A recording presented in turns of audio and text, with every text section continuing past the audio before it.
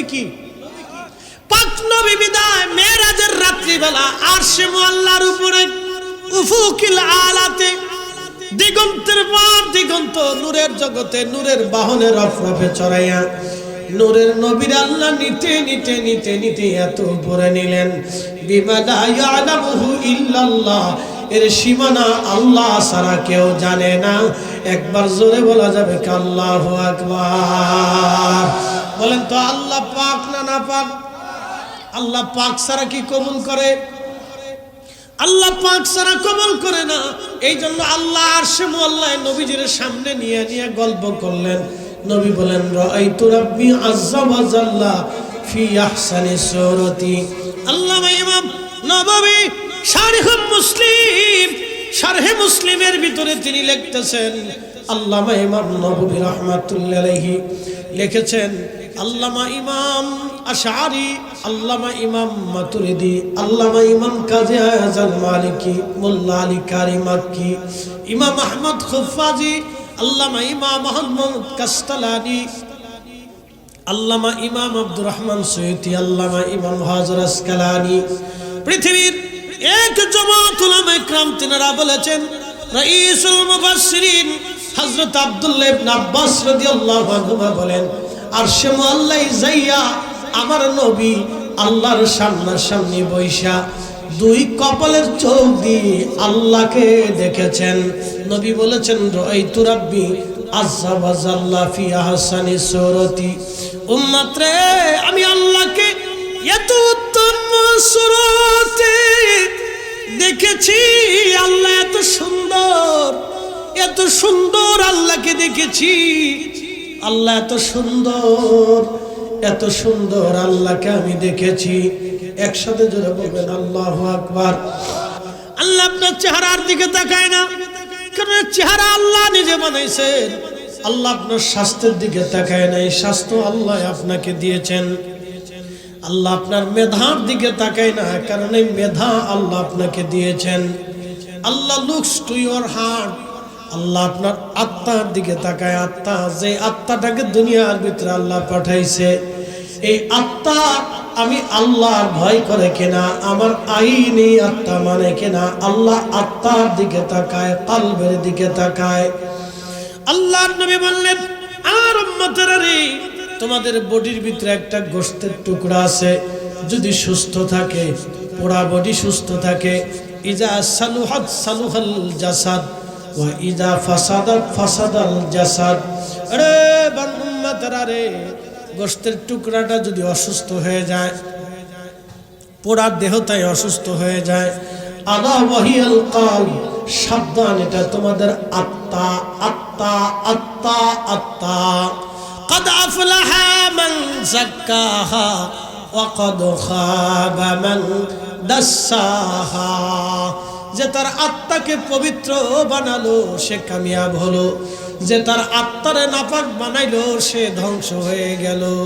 উপস্থিতি দুইটা শর্ত সাহাবীরা দিলেন। এক নম্বরে মান্না আলাইনা বিকা, নবী পাইয়া আমরা আপনার মাহফিল সাজাইছি। আমার মুফতি সৈয়দ বাকিরুল্লাহ নুরি ভাই, তিনি সম্মানিত পিতা আল্লামা আলহাজ কারি সৈয়দ আবুল কাশেম নুরি সাহেব, এবং তিনার আরেকজন সন্তান মুফতি সৈয়দ মঈনুদ্দিন নুরি ভাই, এমন করে সুন্দর করে বাগান তারা সাজাইলেন। নবী পাইয়া আপনারা সহযোগিতা করলেন। ওনারা তিনজন তো করতে পারে নাই, কেউ আপনারা বুদ্ধি দিয়েছেন, কেউ বা অর্থ দিয়েছেন, কেউ বা সময় দিয়েছেন, কেউ বা ভালোবাসা দিয়েছেন। বিভিন্নভাবে এই সুন্দর বাগান আপনারা সাজাইলেন। কেন সাজাইলেন? নবী পাইয়া সাহাবীরা মাহফিল দিলেন। আমরাও সুন্নিরা ঈদে মিলাদুন নবীর ব্যানারে নবী পাইয়া মাহফিল সাজাই। কি কথা কন না কেন? যারা বেদাতের ফতোয়া দেন ওনারা কাঠের চশমা পরে আছে। কিসের চশমা? কাঠের চশমা, কাঠেরটা। ওনারা বেদাতের চশমা মুখে দিছে। তো আমার এই ভাইগুলি খালি বেদাতি দেখে, ইশক জিনিসটা বুঝে না। কি কথা ঠিক আছে? এই আপনাদেরকে দুইটা কথা বলি। আবু বকর সিদ্দিক রাদিয়াল্লাহু আনহু হিজরতের রাত্রিবেলা দরজার সাথে দাঁড়াইছিলেন, একটা সেকেন্ডের জন্য ঘুমান নাই। ভাবতে পারেন, সন্ধ্যা থেকে সকাল পর্যন্ত একজন মানুষ দরজার সাথে ঠেস মেরে দাঁড়িয়ে আছে, রসুল কখন আসবে? দলিলে না ভালোবাসা? আস্তে করে না, জোরে বলেন, দলিলে না ভালোবাসা? আল্লাহর জন্য দাঁড়াইছিল না রসুলের জন্য দাঁড়াইছিল? এই বুঝে গেছেন এবার। আবু বকর সিদ্দিক কিন্তু আল্লাহর জন্য দাঁড়াইছিলেন না, আল্লাহ রসুলের জন্য দাঁড়িয়েছিলেন যে নবী আসবে। কার নবী? আল্লাহর নবী। কার নবী? জোরে বলেন, কার রসুল? রসুলুল্লাহ, আল্লাহ রসুল আসবে। আল্লাহর রসুলের জন্য তিনি দাঁড়িয়ে আছেন। আবু বকর জানতেন রসুলের জন্য দাঁড়াইলে আল্লাহর জন্য দাঁড়ানো হয়। কি কথা ঠিক আছে নি? নবী মানলেই আল্লাহ মানা। এই কথাটাই আমরা অনেক ভাইদেরকে বুঝাইতে পারতেছি না, এরা আমরা ভুল বুঝে, এরা বেদাতি। আমরা যদি রসুলের পক্ষে থেকে বেদাতি হই, তোমাদের দৃষ্টিতে আমাদের আপত্তি নাই। কথা ঠিক আছে নি? আমাদের আফসোস নেই। আমারও ভাইদেরকে আল্লাহ বুঝ দিক, আমরা দোয়া করি, জোরে বলে না আমিন। বিরোধিতা থাকবে, এটা কিয়ামত পর্যন্ত চলবে, আগেও ছিল, এটা নিয়ে দুঃখ পাওয়ার কিছু নেই। সবাই যদি রসুলের পক্ষে থাকতো তো খ্রিস্টান হইতো কেটা? সবাই যদি খ্রিস্টান হইতো তো হিন্দু হতো কেটা? সবাই যদি হিন্দু হতো তো বৌদ্ধ হতো কেটা? সবাই যদি বৌদ্ধ হতো তো মাজুসি হতো কেটা? সবাই যদি মাজুসি হতো তো শিখ হতো কেটা? সবাই যদি শিখ হইতো তো নাস্তিক হইতো কেটা? সবাই যদি নাস্তিক হইতো তো মুসলমান হতো কেটা? বুঝছেন নি আপনারা? তো বিরোধিতা থাকবে, ওটা নিয়ে আমরা দুঃখ পাওয়ার কিছু নেই। আল্লাহ এইভাবে দুনিয়াটা সাজাইছে পরীক্ষা করার জন্য। আল্লাযী খালাকাল মাউতা ওয়াল হায়াতা লিয়াবলুয়াকুম আইয়ুকুম আহসানু আমালা।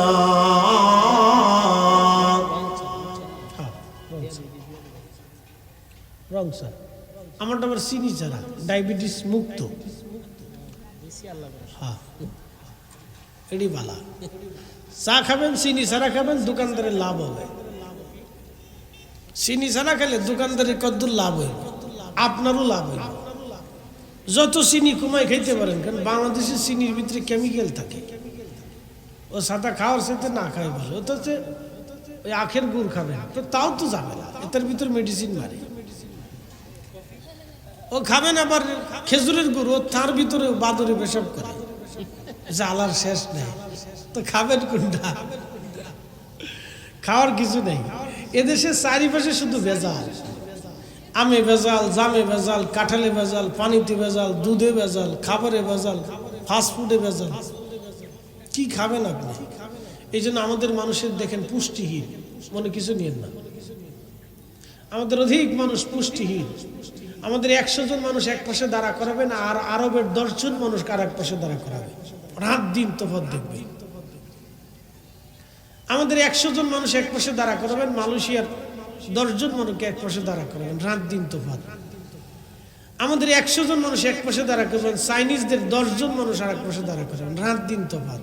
চেহারাই বলে দেবে কোনটার পুষ্টি আছে আর কোনটার পুষ্টি নাই, কোনটা রোগ আর কোনটা খয়রাতি আর কোনটা গৈরাতি।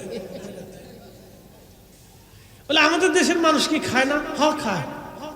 যে আম খায় ওটার ভিতর ফরমালিন মারা, যেটা পেঁপে খায় ওটার ভিতরে ইনজেকশন মারা, যে তরমুজ খায় ওটার ভিতরে ইনজেকশন মেরে লাল বানায় রাখছে। তো খাবেন কি? খাওয়ার পরেও বুঝে যায়।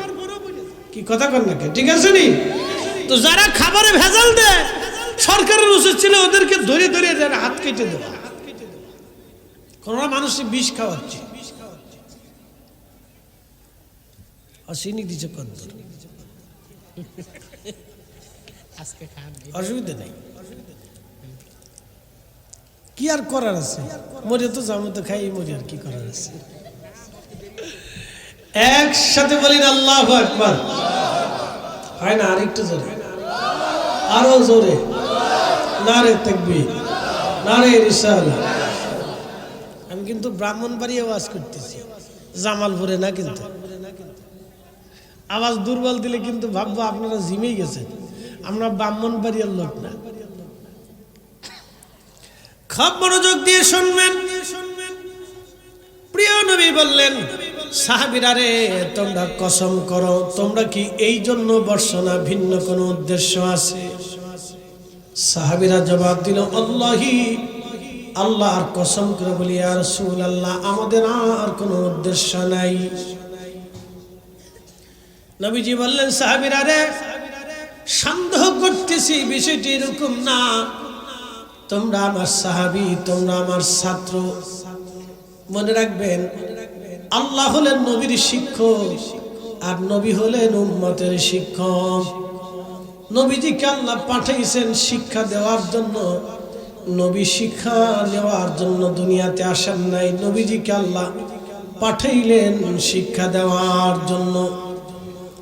আল্লাহ নবী আমাদের শিক্ষক, তামাম দুনিয়ার মানুষের জন্য তিনি শিক্ষক। আল্লাহ বলেন, ওয়া ইউআল্লিমুকুমুল কিতাবা ওয়াল হিকমা।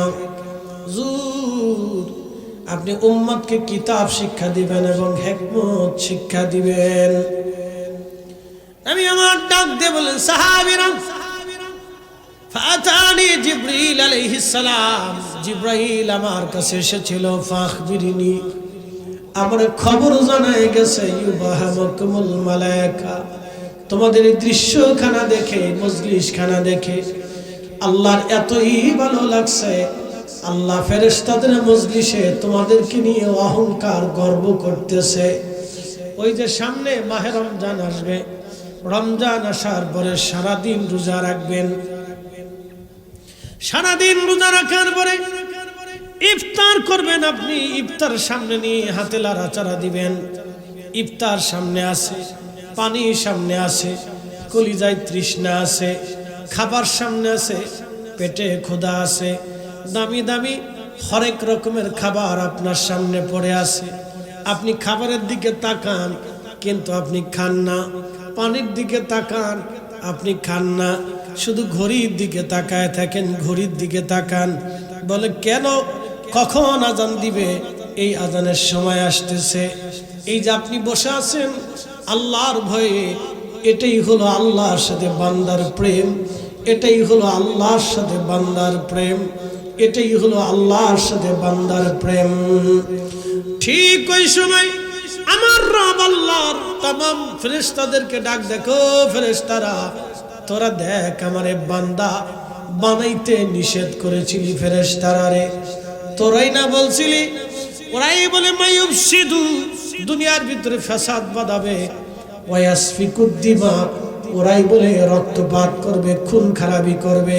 দেখ আমার বান্দারা খাবার সামনে নিয়ে বসে আছে, পেটের মধ্যে ক্ষুধা, কলিজায় তৃষ্ণা, তারপরও আমার বান্দারা পানিতে হাত দেয় না, খাবারে হাত দেয় না। এই ফেরেশতারা দেখ, শীতের ভিতরে মাটির উপরে বিছানা বিছাইয়া আমার বান্দারা আমার বাগানে বসে আছে।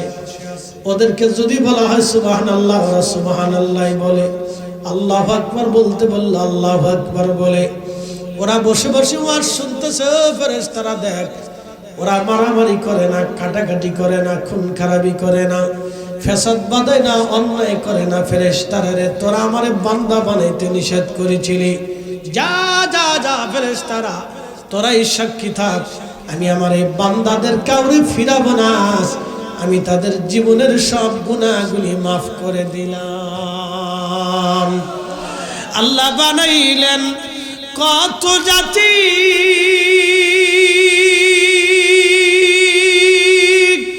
হইল না তোর প্রেম প্রীতি।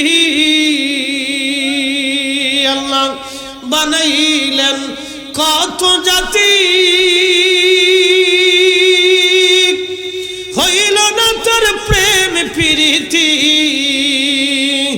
অবশেষে মানুষ বানায়, অবশেষে মানুষ বানায় প্রেমের কারণে, প্রেমের ডুরি বান্ধরে মাদিনার শনে।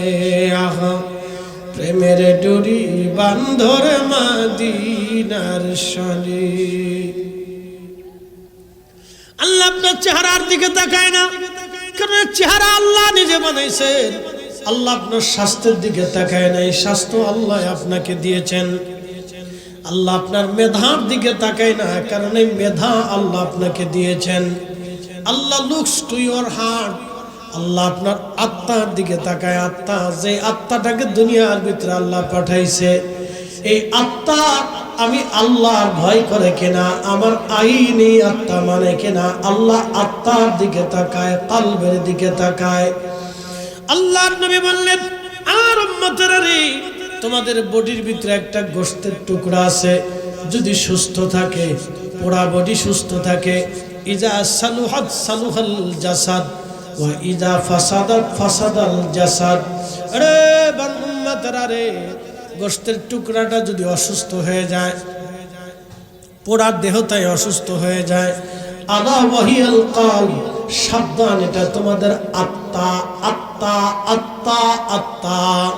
قد أفلح من زكاها وقد خاب من دساها। যে তার আত্মাকে পবিত্র বানালো সে কামিয়াব হলো, যে তার আত্মারে নাপাক বানাইলো সে ধ্বংস হয়ে গেল। শুনে যান, হুজুর আত্মা নাপাক হয় কেমনে? এবার মাসলা শুনে যান।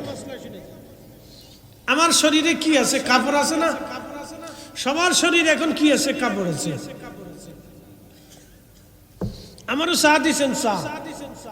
এই চার বদলে যদি মদ খাইতাম, এত সময় বাকি বিল্লার নুরির অবস্থা খারাপ হয়ে যেত। তুমি আর হুজুর পাইলে না, এই মদ খররে দাওয়াত দিছ, জায়গা পাইলে না তুমি। তোমার এই মাহফিল আমরা থাকতাম না, আর জীবনের টাকা দিতাম না, আর কোনোদিন আইতাম না। যুদ্ধ লেগে যেত, বাকি বিল্লার নুরি মাপছেও কুলাইতে পারত না। এই মদ খাওয়ার কারণে আমার শরীর নাপাক হবে। সুদের টাকা দিয়ে গরুর গোশত কিনে খাইলে শরীর নাপাক হবে। ঘুষের টাকা দিয়ে খাসির গোশত কিনে খেলে শরীর নাপাক হবে। অন্যের জমি মারিয়ে দিয়া ওই টাকার ভাত খাইলে শরীর নাপাক হয়ে যাবে। কি আস্তে করলেন কে? জোরে কর, জোরে কর, একসাথে কর, মারহাবা, জোরে কর। ঠিক না বেটে? সত্য সাক্ষী দেও ইবাদত। মদ খাওয়ার কারণে যদি শরীর নাপাক হয়, সুদের টাকার ভাত খাইলে শরীর নাপাক হয়, ঘুষের টাকার গরুর গোশত খাইলে শরীর নাপাক হয়, তার মানে আমার শরীরের ভিতরে নাপাক হয়ে গেল। এখন বলেন তো, এই নাপাকি কোন পানি দিয়ে ধৌত করবেন? বলে দিয়ে যান, দুনিয়ার কোনো পানি নাই রে আপনার শরীরের ভিতরে নাপাকি পাক বানাবে। বাহিরে যদি এখন আমার শরীরের উপরে গোবর লাগে, তাহলে পানি দিয়ে ধৌত করলে শরীর পাক হয়ে যাবে, ওযু করলে পাক। কিন্তু শরীরের ভিতরে নাপাক ঢুকলো, দুনিয়ার কোন ওযু দিয়ে পাক বানাবেন? এই জন্য ইবাদত কবুলিয়াতের প্রথম শর্ত হলো হালাল খাবার। একসাথে বলেন, কি খাবার? হালাল। জোরে বলেন কি? জোরে বলেন কি?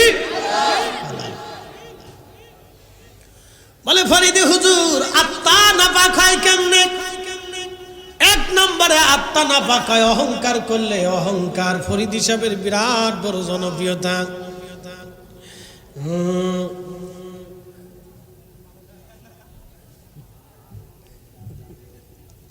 বিরাট বড় এলাম আমার। তুই কি জানিস? মদিনা থেকে ঘুরে আসছি।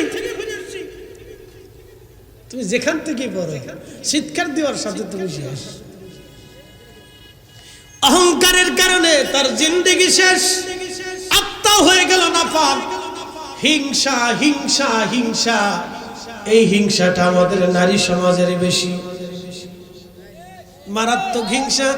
এরা স্বামীস নিয়ে ঝগড়া করে, এরা একটা ডিম নিয়ে ঝগড়া করে, এরা একটা কাপড় নিয়ে স্বামীর জানটারে শেষ করে।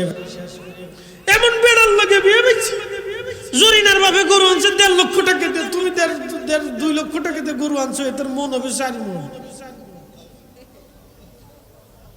বলদ বেটার সাথে বিয়ে হয়েছে, জীবনটা শেষ হয়ে গেল। ব্যাস। ইস, হিংসা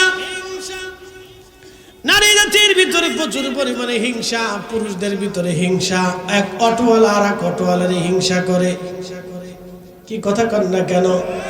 এক ব্যবসায়িক আর এক ব্যবসায়িককে হিংসা করে, মনে করে ওর দোকানের কারণে আমার কাস্টমার শেষ। এক চাকরিজীবী আর এক চাকরিজীবীর হিংসা করে। কেউ যদি বিদেশ যাইতে চায়, গ্রামের এমন কিছু মানুষ আছে তারা যাইতে দিতে চায় না। হিংসা। আল্লাহ রাসূল বলেন, অন্তর যদি হিংসা থাকে তাহলে জিন্দেগি শেষ। কাল পবিত্র হয়ে যাবে, নাপাক হয়ে যাবে, অপবিত্র হয়ে যাবে। এই অপবিত্র কাল ধৌত করবেন দুনিয়ার কোন পানি দিয়া। এই জন্য আল্লাহ বলেন, কদ আফলাহা মান যাক্কাহা ওয়া কদ খাবা মান দাসসাহা।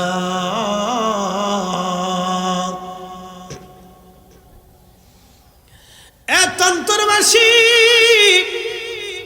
কাল পবিত্র করতে হবে। গীবত রাখা যাবে না, শিকায়ত করা যাবে না, তহমত দেওয়া যাবে না। এই আত্মাটাকে পবিত্র করা লাগবে। আত্মাটাকে পবিত্র বানাইতে হবে। এই আত্মা যদি নাপাক হয়ে যায়, জিন্দেগি বরবাদ হয়ে যাবে, জিন্দেগি বরবাদ। এই জন্য শরীর পাক, আত্মা পাক, কাপড় পাক, দেহ পাক। তিনটা জিনিস যদি পাক না থাকে, নামাজে যতই দাঁড়ান মুসল্লি কাজ হবে না। সেজদার ভিতরে যতই থাকেন মুসল্লি, আল্লাহ পাওয়া যাবে না। রোজা রাখছেন আপনি, সারাদিন রোজা রাখার পরে যদি ইফতার করার সময় শরবতের বদৌলতে এক গ্লাস মদ দিয়ে ইফতার করেন, রোজা হবে? আস্তে বলেন না, জোরে বলেন হবে? শরবতের পরিবর্তে মদ দিয়ে ইফতার করলে যদি রোজা না হয়, তাহলে সুদের টাকা, ঘুষের টাকা, অন্যের জমি মাইরে দেওয়া টাকা, অন্যের সম্পদ মাইরে দেওয়া টাকা দিয়া খেজুরি কিনা খাইলেও রোজা হবে না। এই আস্তে করবেন না, জোরে বলেন।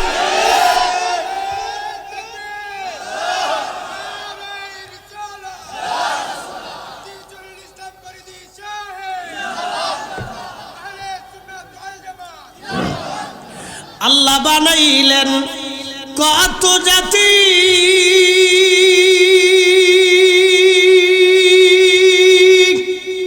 হইল না তার প্রেম প্রীতি, অবশেষে মানুষ বানায় প্রেমের কারণে। প্রেমের ডোরি বান্ধরে মাদিনার শনে, আহা প্রেমের ডোরি বান্ধরে মাদিনার শনে। বলেন তো, আল্লাহর কাছে কি দেহ যায় না আত্মা যায়? এই জন্য আল্লাহ বলেন, কদ আফলাহা মান যাক্কাহা ওয়া কদ খাবা মান দাসসাহা। তুমি তোমার আত্মাটারে যদি পবিত্র বানাও, তাহলে তুমি কামিয়াব হয়ে গেলা। আর আত্মাটারে যদি নাপাক তুমি বানাও, তুমি ধ্বংস হয়ে গেলা। কারণ আল্লাহ পাক, আল্লাহর জায়গা পাক, আল্লাহ পাক ছাড়া কিছুই কবুল করে না। এজন্য আমাদের নবী পাক, নবী কি পাক নবী বিদায় মেরাজের রাত্রিবেলা আরশে মুআল্লার উপরে উফুকিল আলাতে, দিগন্তের পর দিগন্ত নূরের জগতে, নূরের বাহনে রফরফে চড়াইয়া নূরের নবীর আল্লাহ নিতে নিতে নিতে নিতে এত উপরে নিলেন। বিমা লা ইয়ালামুহু ইল্লাল্লাহ, এর সীমানা আল্লাহ ছাড়া কেউ জানে না। একবার জোরে বলা যাবে কি আল্লাহু আকবার? বলেন তো, আল্লাহ পাক না না পাক? আল্লাহ পাক ছাড়া কি কবুল করে? আল্লাহ পাক ছাড়া কবুল করে না। এই জন্য আল্লাহ আরশে মুআল্লায় নবীজির সামনে নিয়ে নিয়ে গল্প করলেন। নবী বলেন, রাআইতু রাব্বি আযজা ওয়া জাল্লা ফি আহসানি সূরাতি। আল্লামা ইমাম নববী শারহে মুসলিম, শারহে মুসলিমের ভিতরে তিনি লিখতেছেন, আল্লামা ইমাম নববী রাহমাতুল্লাহি আলাইহি লিখেছেন, আল্লামা ইমাম আশআরি, আল্লামা ইমাম মাতুরিদি, আল্লামা ইমাম কাজী আযাল মালিকি, মোল্লা আলী কারি মাক্কি, ইমাম আহমদ খুফাজি, আল্লামা ইমাম মুহাম্মদ কাস্তালানি, আল্লামা ইমাম আব্দুর রহমান সৈয়দী, আল্লামা ইমাম হাজার আসকালানি, পৃথিবীর এক জামাত উলামা ইকরাম তিনারা বলেছেন, রাইসুল মুফাসসিরিন হযরত আব্দুল্লাহ ইবনে আব্বাস রাদিয়াল্লাহু আনহুমা বলেন, আরশে মুআল্লাই যাইয়া আমার নবী আল্লাহর সামনাসামনি বৈশা দুই কপালের চোখ দিয়ে আল্লাহকে দেখেছেন। নবী বলেছেন, রাআইতু রাব্বি আযজা ওয়া জাল্লা ফি আহসানি সূরতি। উম্মত রে, আমি আল্লাহকে এত উত্তম সূরতে দেখেছি, আল্লাহ এত সুন্দর, এত সুন্দর আল্লাহকে দেখেছি, আল্লাহ এত সুন্দর, এত সুন্দর আল্লাহকে আমি দেখেছি। একসাথে জোরে বলবেন আল্লাহু আকবার। না হয় না, জোরে বলেন। আপনারা কি আল্লাহরে দেখছেননি? হ্যাঁ, তো আল্লাহ আছে জানেন কেমনে? কেমনে বিশ্বাস করছেন? কারে দিয়ে বিশ্বাস করছেন? নবী দিয়ে আল্লাহ চিনছেন। কি কথা কর না কেন, ঠিক কিনা? এলমে বাতেন নাহি যারো হাসরে সে অন্ধ হয়। এলমে বাতেন নাহি যারো হাসরে সে অন্ধ হয়। ইশকে খুদা নাহি যারো দোজখেতে শিরায়। ইশকের গভীর তথ্য যদি রে বুঝিতে চাও, প্রেমের গভীর তত্ত্ব যদি রে জানিতে চাও, ওরে কামেলের পদ তলে নেশার হইয়া যাও। ওরে মুর্শিদের চরণ তলে নেশার হইয়া যাও।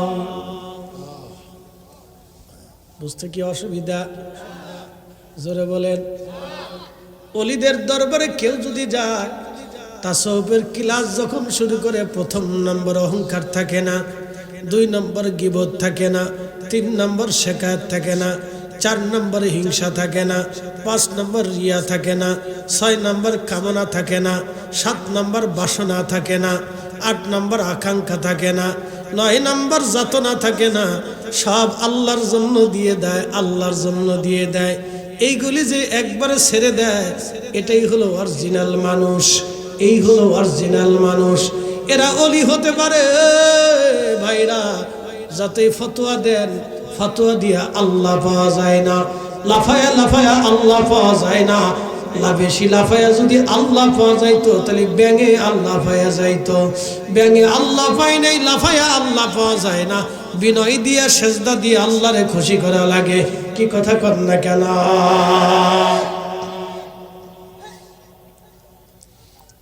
তান্তরবাসী আল্লাহর ওলি ঘুমিয়ে আছেন, সুতরার হুজুর কেবলা কুতুবুল ইরশাদ। একসাথে বলবেন আল্লাহু আকবার। আমি রাত 3টার সময় যদি কখনো জিয়ারতে যাই, রাতের আধারে আমি যায় দাঁড়াই। কেন জানেন? রাতের আধারে নিরিবিলি তাহাজ্জুদের সময়, মারাত্মক একটা সময়। যদি পারেন, ভয় যদি না পান, আস্তে করে যায় দাঁড়িয়ে যাবেন, দেখবেন ফুয়ুজুদ নূর সতরার হুজুর কেবলার পবিত্র রুহানি সেই তাওয়াজ্জুর নূর আপনার কলবের মধ্যে ধাক্কা দিবে, শরীর আপনার শীতল শীতল হয়ে আসবে। আর দাঁড়িয়ে থেকে এমন এক ফুয়ুজুদ আপনি নেবেন, কারণ ওনার রুহের ওলি ছিলেন, কাশফের ওলি ছিলেন, ওনার আত্মার ডাক্তার ছিলেন। এই আত্মার ডাক্তার, এই রুহের ডাক্তার, রুহের ডাক্তার ছিলেন ওনারা, রুহের ডাক্তার, আত্মার ডাক্তার ছিলেন। একজন জেনারেল শিক্ষিত মানুষ কি করে কুতুবুল ইরশাদ হয়ে গেলেন? একজন সাধারণ দুনিয়াবি শিক্ষায় শিক্ষিত ব্যক্তি আল্লাহর ওলি হয়ে গেলেন। এজন্য ওলি হওয়ার জন্য মুফতি হওয়া শর্ত না। অনেকে কয় তিনি ওলি হয়েছে কোন মাদ্রাসায় পড়ছে। আরে বেটা, মাদ্রাসায় পড়লেই ওলি হওয়া যায় না, মাদ্রাসায় পড়েও অনেকে চোর হয়ে যায়, মাদ্রাসায় পড়ে অনেকে বদ আকীদা হয়ে যায়। কথা কর না কেন? মাদ্রাসায় পড়ে ফতোয়া দেয় রাসূলের আব্বা আম্মা কাফের, যারা ফতোয়া দেয় ওরা আমি শিয়ালার কুত্তার চাইতেও নিকৃষ্ট মনে করি। মাকালের ফল দেখতে ভালো, উপরে লাল নীল ভিতরে কালো, ঠিক আছে নি? মাকাল ফল দেখছেন নি? মাখাল দেখতে খুব সুন্দর দেখা যায়, চমৎকার, দেখলে মনে হয় ওরে সুন্দর ফল রে, জিন্দগিতে ফল কোনোদিন দেখে না, দেখলে আপনার নজর এড়াইতে পারবেন না, এত সুন্দর, কিন্তু ভিতরে বিড়ালের বাথরুমের মতো। মাকালের ফল দেখতে ভালো, উপরে লাল নীল ভিতরে কালো, ওরে সারা জীবন এমনি গেল দয়াল, সারা জীবন এমনি গেল, খাইতে আমরা পারলাম না। যার ভিতরে নাই রাসূলের প্রেম, তার সাথে ভাব রাইখো না, ঠিক কিনা? তন্তরবাসী ভালো করে শুনে যাবেন, আল্লাহর মহান কুতুব এই পাশেই, তোমাদের পাশে ঘুমানো, যদি সম্ভব হয় রাতের আধারে চলে যাবেন, রাতের আধারে চলে যাবেন, দাঁড়াবেন, পাশে দাঁড়াবেন, দাঁড়িয়ে ফাতিহা পড়বেন, হাত বাড়াবেন, দেখবেন রুহানি ফয়েজ আপনার কলিজার ভিতরে আসবে। এত মজা পৃথিবীর কোনো কিছুতেই আপনি খুঁজে পাবেন না। তন্ত্রমাসি খুব মনোযোগ দিয়ে দেন, এই জন্য আত্মার চিকিৎসা করার দরকার। এই চিকিৎসা আমাদের বিরাট বড় প্রয়োজন। এই চিকিৎসাই হলো আসল চিকিৎসা। ডাক্তারদের কাছে গেলে দেহের চিকিৎসা পাবেন, আর অলিদের কাছে গেলে আত্মার চিকিৎসা পাবেন। অলিদের কাছে গেলে আত্মার চিকিৎসা পাবেন, আত্মার চিকিৎসা পাবেন। এই জন্য রাসূলের দরবারে বসে বসে নিকৃষ্ট মনের অধিকারী মানুষগুলি শ্রেষ্ঠ হয়েছে। দাহিয়াতুল কলবি এসে বসে বসে কাঁদে। নবীজি বললেন, দাহিয়া কি জন্য তুমি কাঁদো? বলে, হুজুর আমারে কি আল্লাহ মাফ করবেনি? বলে, কি অপরাধ করছো দাহিয়া বলো তো?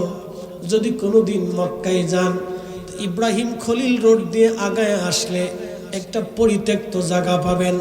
বাম পাশে জাবালে ওমর, তার পাশে জাবালে আবু বকর, একটু আগাইলে বাম পাশে পরিত্যক্ত জায়গা। এইখানে আরবরা জাহিলিয়াতের জমানায় প্রাচীনকালে জীবন্ত মানুষদেরকে কবর দিত।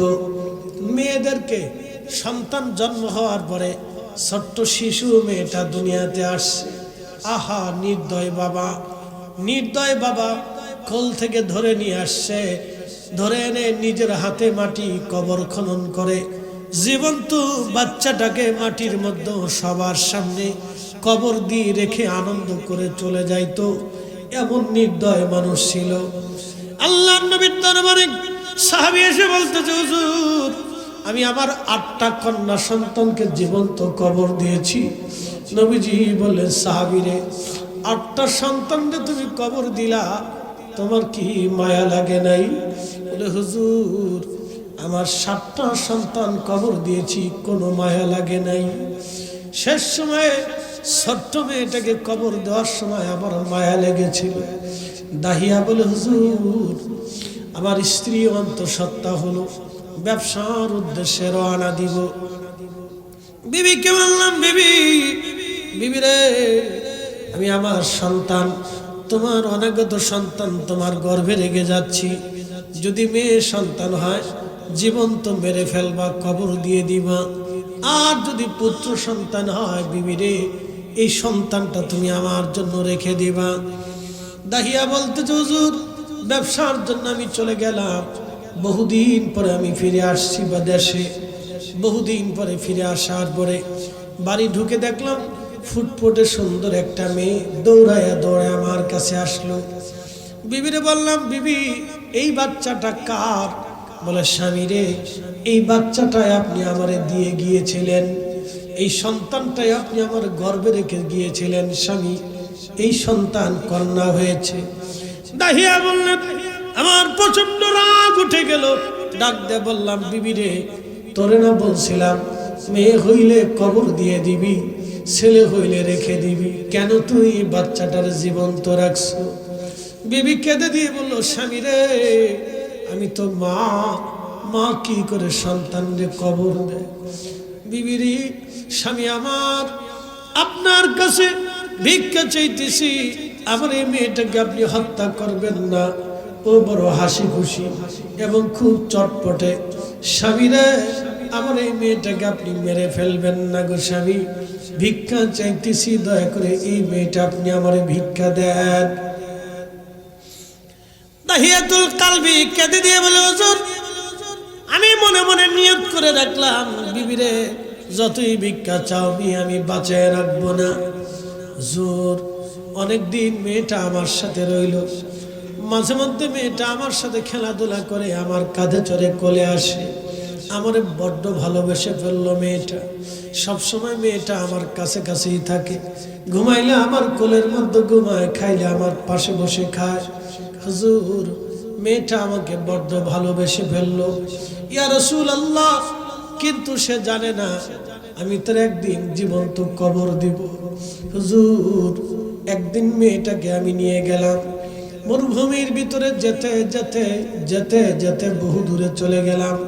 হাতের মধ্যে খন্তা কোরাল, যেই খন্তা দিয়ে মাটি খনন করতে হবে।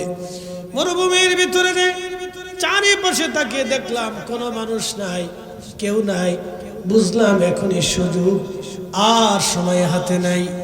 মাটি খনন করতে লাগলাম, বালি খনন করতে করতে করতে করতে বহু বালি খনন করলাম। মেয়েটা আমার সাথে মাটি খনন করতেছিল, বারে বারে বলতেছিল, আব্বু কেন তুমি মাটি খনন করো? ইয়া রাসূলুল্লাহ, ওই সময় আমি তাকে বুঝতে দেইনি। আমি তাকে বললাম, মেরে কিছু সময় পরেই বুঝবা আমি কেন মাটি খনন করি।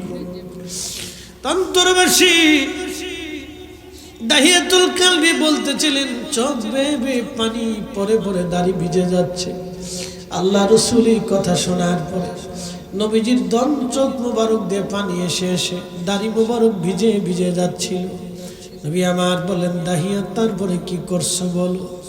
হুজুর কবর খনন করার সময় ধুলাবালিগুলি আমার শরীরে লাগতেছিল, মেয়েটা আমার কাপড় থেকে ধুলাবালিগুলি ছাড়িয়ে ছাড়িয়ে দিচ্ছিল কচি হাত দিয়ে, আমার দাড়িতে লাগা ধুলাবালি সরিয়ে দিচ্ছিল, আমার মাথায় লাগা ধুলাবালিগুলি সে ছাড়িয়ে দিচ্ছিল।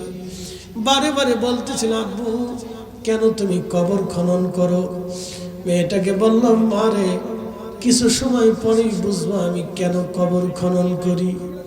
ইয়া রাসূলুল্লাহ, আমি সেই নির্দয় জালিম বাবা, কবর খনন হয়ে যাওয়ার পরে আমি আমার মেয়েটাকে ধাক্কা দিয়ে কবরের মধ্যে ফেলে দিছি। মেয়েটা কেঁদে কেঁদে বলতেছিল, আব্বা জানে মারবেন না, আব্বা জান আমাকে মেরে ফেলে দিবেন না। যদি সন্তান বলে পরিচয় দিতে লজ্জা হয়, পৃথিবীর অন্য কোথাও আপনি আমাকে ছেড়ে দেন, আমাকে মেরে ফেলবেন না, জীবনটা আমার ভিক্ষা দেন। হুজুর মেয়েটা চিৎকার মেরে মেরে কাঁদতেছিল, ইয়া নবী আল্লাহি,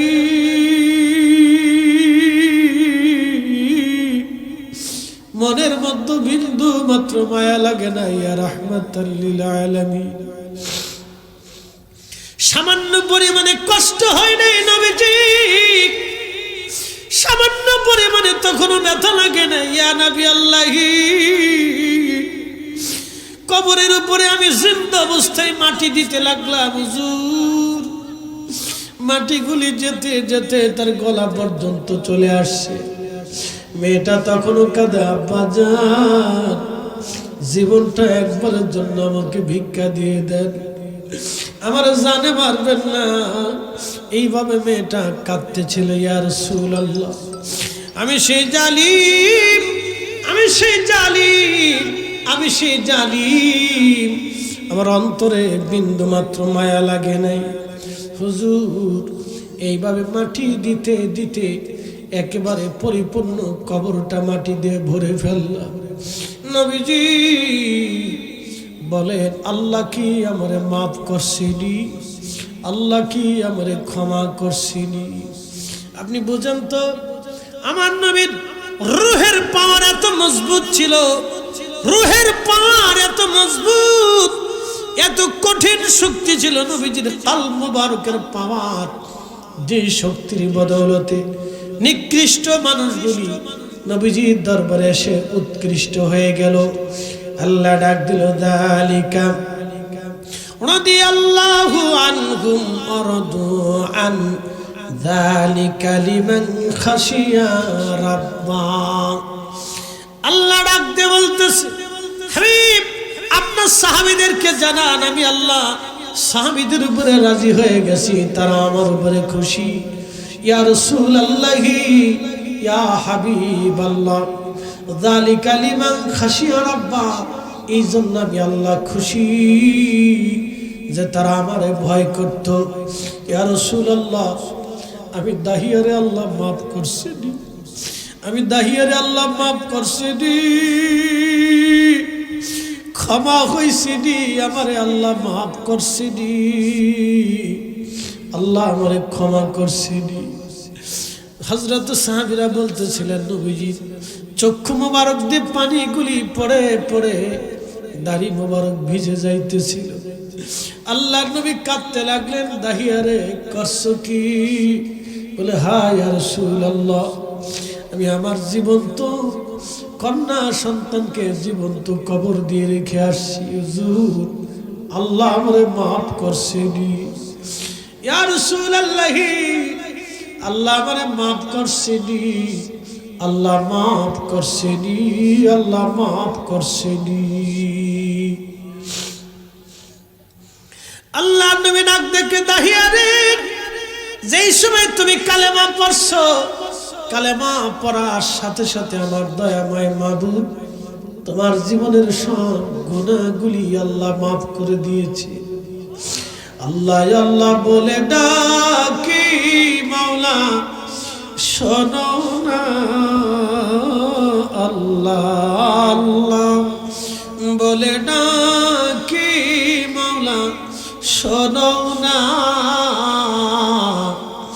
না জানি কই রাশি আমরা কি গুনাহ, গুনার বোঝা মাথায় লইয়া আল্লাহ কাঁদতেছি, গুনার বোঝা মাথায় লইয়া আল্লাহ কাঁদতেছি,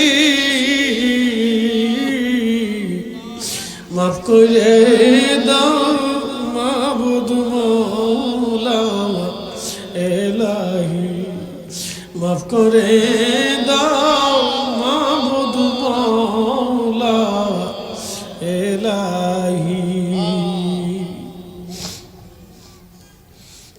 অন্তরবাসী সেই কঠিন হৃদয়ের মানুষগুলি রাসূল কারীমের দরবারে এসে মোমের মতো দিল নরম হয়ে গেল। তারা বুঝতে পারলো তাদের জীবনের ভুলগুলি শুধরিয়ে তারা দুনিয়ার শ্রেষ্ঠ মানুষে রূপান্তরিত হলো। এই জন্য আপনাদের কাল পরিবর্তন হওয়া প্রয়োজন। দিল সাফ না হওয়া পর্যন্ত কেউ মানুষ হতে পারবে না। দিল সাফ হতে হবে, দিল সাফ হতে হবে, দিল পরিষ্কার করা লাগবে, দিল পরিষ্কার। আল্লাহর নবী বললেন, উম্মতরে যে মানুষকে দয়া করে আল্লাহ তাকে দয়া করে, যে মানুষকে দয়া করে না আল্লাহ তাকে দয়া করে না।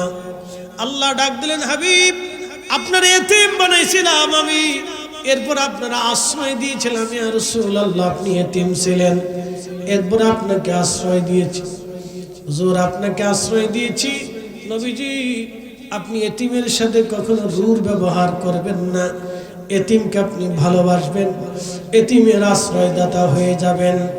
এজন্য নবী বলতেন, আমার উম্মতেরা রে, এতিমকে যারা লালন পালন করো, আমি যেই জান্নাতে থাকব আবার ওই উম্মত সেই জান্নাতে থাকবে। আমি যেই জান্নাতে থাকব আমার ওই উম্মত সেই জান্নাতে থাকবে। আমি যেই জান্নাতে থাকব আমার সেই উম্মত সেই জান্নাতে থাকবে। বুঝতে পারতেছেন, একটা কুকুর পর্যন্ত তার বাচ্চা কামড়ায় মেরে ফেলে দেয় না, একটা বিড়াল তার বাচ্চা মারে না, একটা পশু তার বাচ্চা মারে না, একটা গরু তার বাচ্চা মেরে ফেলে দেয় না, একটা সিংহ হিংস্র প্রাণী তার বাচ্চাদেরকে মেরে ফেলে দেয় না। কিন্তু আরবের জাহিলিয়াতের জমায় মানুষেরা তার সন্তান মেরে ফেলতো। ওই কঠিন হৃদয়ের মানুষগুলি দরবারে মুস্তাফাতে আসিয়া, দরবারে মুস্তাফাতে বসিয়া তারা দুনিয়ার শ্রেষ্ঠ মানুষের রূপান্তরিত হয়ে গেলেন। মানুষ হইয়া ভবেতে আসিয়া মানুষের করিলাম কি? ও নবী না মানিলাম কি যে ভুল করিলাম, নবী না চিনিলাম কি যে ভুল করিলাম, ভস্মে ঢালিলাম ঘি। মানুষ হইয়া ভবেতে আসিয়া মানুষের করিলাম কি? মানুষ হইয়া ভবেতে আসিয়া মানুষের করিলাম কি? এই জন্য মানুষকে দয়া করেন, আল্লাহ আপনাকে দয়া করেন। দুনিয়ার ভিতরে কোন মানুষ যদি কোন মানুষের অন্যায় গোপন করে রাখে, আপনার চোখের সামনে একটা লোক ভুল করে ফেলছে, ধরেন একটা লোক ভুল করে ফেলছে, এই লোকটার অন্যায়টা যদি আপনি গুনাহটাকে যদি গোপন করে রাখেন, লোকটা যদি আপনার কাছে সরি বলে, ভাই তুমি কারো কাছে বইলো না আমার এটা ভুল হয়ে গেছে, ওই লোকের দোষটা যদি আপনি গোপন করে রাখেন, কিয়ামতের ময়দানে আল্লাহ আপনার অনেকগুলি গুনাহ গোপন করে রেখে গোপনে গোপনে আল্লাহ আপনারে মাফ করে দেবে। একবার জোরে বলা যাবে কি আল্লাহু আকবার। দয়া দয়া ইহসান বিল ইহসান, দয়ার বিনিময়ে দয়া পাবেন, দয়ার বিনিময়ে দয়া পাবেন। কিয়ামতের মাঠে একজন মানুষের কোনো নেকি নাই, শুধু একটা নেকি তার আমলনামায় রয়ে গেল। ওই লোকটাকে আল্লাহ জাহান্নামে পাঠিয়ে দিলেন, যাচ্ছে জাহান্নামের দিকে। আরেকজন লোকের একটা নেকির অভাব হবে, আল্লাহর বান্দা বলবে, আল্লাহ যদি সুযোগ দাও কিয়ামতের মাঠ ঘুরে দেখি। আল্লাহর বান্দা তামাম মাঠ ভরে ঘুরে ঘুরে দেখবে, কেউ তারা নাই আপন, সন্তান নেকি দিল না, স্ত্রী নেকি দিল না, ভাইরা নেকি দিল না, আত্মীয় স্বজনরা কেউ দিল না। নিরুপায় হয়ে সেও জাহান্নামের দিকে রওনা। পথের মধ্যে ওই লোকটার দেখা হয়ে গেল হাসরের ময়দানে। ভাইরে তুমি কেন জাহান্নামে যাও? বলে আমার সারা জীবনে গুনাহ নেকি ওজন টোজন করে সব প্লাস মাইনাস করার পরে আমার মাত্র একটা নেকি আছে, এছাড়া আর আমার কিছুই নাই। মনের আফসোসে জাহান্নামে চলে যাচ্ছি, আহা কোনো নেকি করতে পারলাম না। তুমি কেন জাহান্নামে যাও? ভাইরে আমার একটা মাত্র নেকির অভাব, একটা নেকি হইলে আমি জান্নাতে যাইতে পারি, কেউ আমারে নেকি দিল না, সন্তান আত্মীয় স্বজন কেউ দিল না। তখন ওই লোকটার মায়া হবে, ও আল্লাহর বান্দা ভাই আমার তো একটাই নেকি, আর তো কোনো নেকি নাই, যাও তোমার একটা নেকি আমি আজকে দিয়ে দিলাম। আল্লাহর বান্দা একটা নেকি নিয়ে দৌড় দিবে, রাব্বি একটা নেকি আজকে পাইছি, আল্লাহ আপনি আমারে মাফ করে দেন। আল্লাহ ডাক দিবে, বান্দারে ওই একটা নেকি তুমি কোন জায়গা পাইছো? বলে ওই আব্দুর রহিম নামক একজন ব্যক্তির একটাই নেকি ছিল, আল্লাহ সে একটা নেকি আমার দান করে দিছে। আল্লাহ ডাক দিবে, বান্দারে ওই লোকের ডেকে নিয়ে আসো। ডেকে নিয়ে আসা হবে। আল্লাহ ডাক দিবে, বান্দা তুমি কি তারে নেকি দিয়ে দিছো? বলে হ্যাঁ রব আমি দিয়ে দিলাম। বলে কেন দিলা?